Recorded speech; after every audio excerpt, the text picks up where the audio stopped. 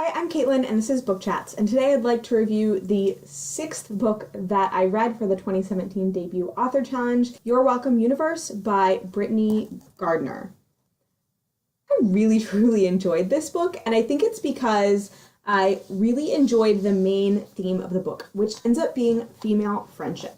So there's several themes in this book. Female friendship is probably the main theme, but there's also a major theme of sort of art versus vandalism, and in conjunction with that, collaboration versus rivalry. There's a theme about trust with your parents, trust with your teachers, and trust between friends, and there are illustrations in the book which are wonderful. I was reading a review and someone was like, I don't know why these illustrations were here. They described what they're talking about. I don't know why they had to be here. And I was like, you clearly have a better imagination than me, because even though they described the graffiti, I could not picture it as well as the beautiful illustration that showed me that we're talking about. So I very much appreciated all of the illustrations in this book. Honestly, though, my favorite thing about this book was that big theme of female friendship. You, during the course of this book, follow the main character as she's sort of exploring a situation where she feels betrayed by a friend, and deciding whether or not that really was a betrayal and whether or not that person was ever really a true friend, and then deciding whether another friend is or is not a true friend, and whether or not they have or have not betrayed, and whether or not they're worth trusting. It is really well done. I think it is a great example. I mentioned in a previous review that I hate girl hate, but that if you want to have your female characters have issues with each other, you should justify it. And I think this book is a great example of a situation where two female characters dislike each other, but it is justified in a way that is very reasonable and that really feeds kind of a realistic idea of the fact that sometimes we develop friendships with people that maybe aren't actually good friends, and what it looks like to discover that, and what it looks like to extricate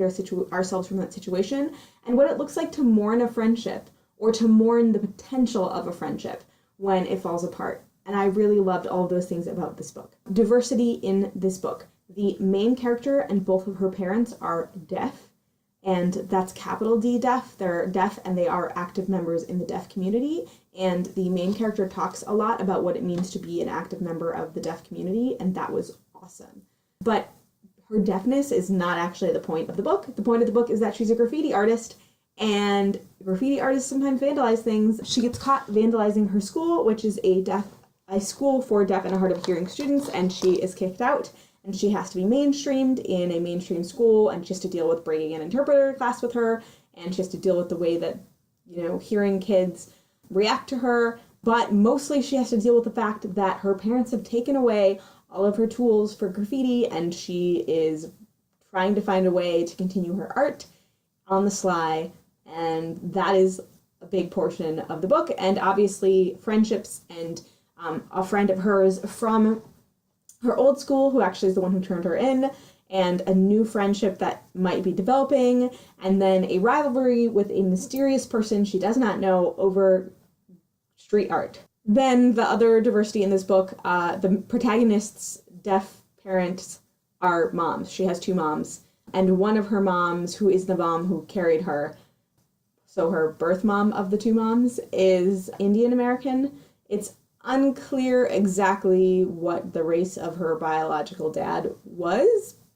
He was just a deaf friend of her mom's, but it seems to suggest that the main character is biracial. Her other mom is Caucasian, so she has one mom who is a person of color and one mom who is not, who is white, and those are the three things that I noticed. Obviously, one of her friends in the course of the book is also deaf, because they went to deaf school together, and that friend has a cochlear implant, and it talks a little bit about that. Oh, and I think the other girl she's sort of friends with, it's mentioned that